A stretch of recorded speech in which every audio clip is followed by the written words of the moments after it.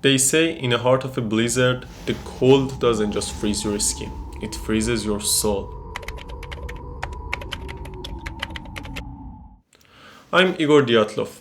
In 1959, I led 9 souls into the Ural Mountains. We were young, we were brilliant, and we were prepared for everything except what was waiting for us in the mountains of the dead. We didn't just die, we were destroyed by a force that science still refused to name. Tonight the files are open and the ghost of the past is ready to speak.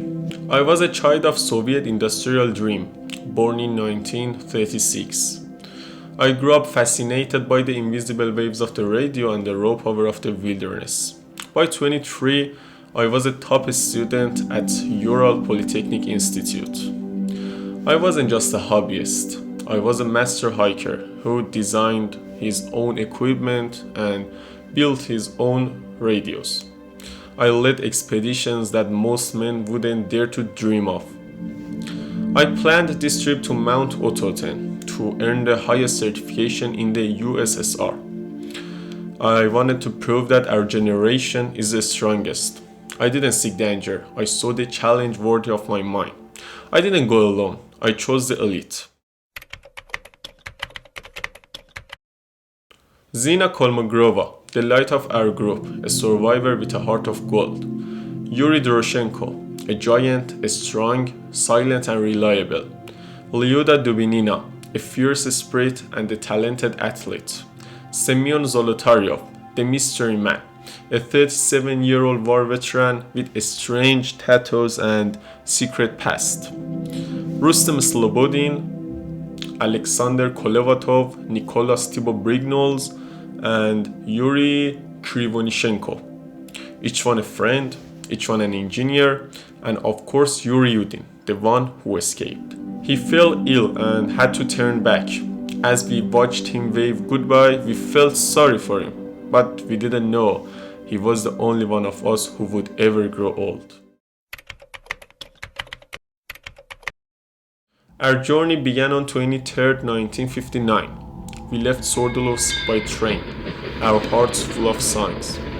We reached Ivdel, then took a bus to woodcutters' settlement known as Village 41. From there, civilization ended. We strapped on our skis and pulled our sleds into the deep Siberian taiga. We followed the frozen Lozva and Aspia rivers. The temperature dropped to minus 30 degrees Celsius, but we were moving efficiently. We spent our nights in small wood-heated tents, writing in our diaries and taking photos.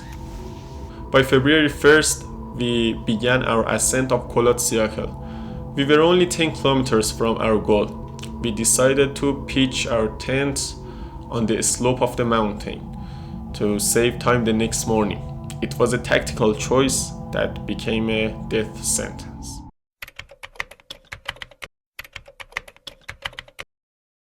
In the middle of the night, something impossible happened. We didn't use the door. We cut 9 slits in the tent from inside and fled into the darkness. We weren't dressed for the cold. Some were in underwear, some only had one sock. We ran about 2 kilometers down to a cedar tree.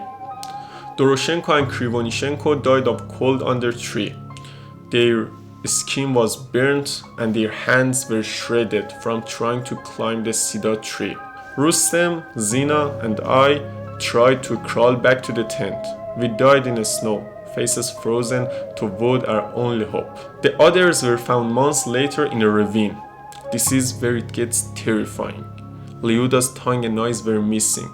Thibault-Brignoles had fractured skull with no external wound. Zolotaryov and Dubinina had their ribs crushed with a force equivalent to a high-speed car crash, yet there were no bruises. It was as if they had been squeezed by a giant. The investigation was closed quickly, blaming a compelling natural force, but for decades we have watched you struggle to find a better answer. Let's look at the 6 pillars of this mystery through the eyes of someone who was there. They say a slab of heavy snow slid down and crushed us while we slept. It explains the broken ribs and fractured skulls with no external wound. But ask yourself, if we had broken ribs and shattered heads, how did we walk, not crawl but walk, for about 2 kilometers in deep snow? Why was the tent still standing? And why were the ski poles used to hold it up, not snapped? An avalanche is loud, but we didn't just hear a noise. We fled from a nightmare that didn't leave a trace of snow on our tent. This is the scientist's theory. The wind hitting the unique shape of Kulat Siakal can create Kármán vortex street. This produces infrasound. Did the mountain itself turn our brains against us? Did we fled the tent open not because of a monster outside, but because of a monster inside our own minds? It explains the panic, but it doesn't explain the missing tongue or the radiation. This is where the shadows of the Cold War grew line. That night, other hikers miles away and even military reported seeing orange spheres in the sky. Was it an R-7 missile launch gone wrong or a parachute mine? This would explain the internal injuries without any external bruises. It explains why our clothes were radioactive. And most importantly, it explains why the Soviet government hidden the files for 30 years. Were we just collateral damage in the race for atomic supremacy? The Mansi are the indigenous people of these woods. They called this mountain Kulat Siakal for a reason. Some say we trespassed their sacred ground and they killed us in the night, but there were no other footprints, no sign of a struggle with other humans. The Mansi were the ones who helped find us. They respected the mountain too much to spill blood on it. But if it was a human attack, where were the knives? Where were the bullets? To some, it sounds like a fairy tale. But the last photo on our roll of film shows a dark, towering figure standing at the edge of the woods. The Mansi speak of the Menk, a creature that guards these peaks. Could a creature of immense strength have squeezed Leud and Simeon until their ribs snapped? Did it rip out her tongue as a trophy? It can explain the sheer animalistic terror that made us run barefoot in the blizzard. But if it was a beast, why did it leave our food and equipment untouched? The skeptics say that there is no mystery. The hypothermia made us mad. When the body reaches the final stage of freezing, the brain malfunctions, makes you feel like you're burning alive. You strip off your clothes in a desperate attempt to cool down. It explains why we were half naked, but it doesn't explain the crushed bones that happened before we froze. It doesn't explain why we fled the tent as a group in an orderly line instead of wandering off one by one. Physics and biology don't add up. But the mystery didn't end with our last breaths.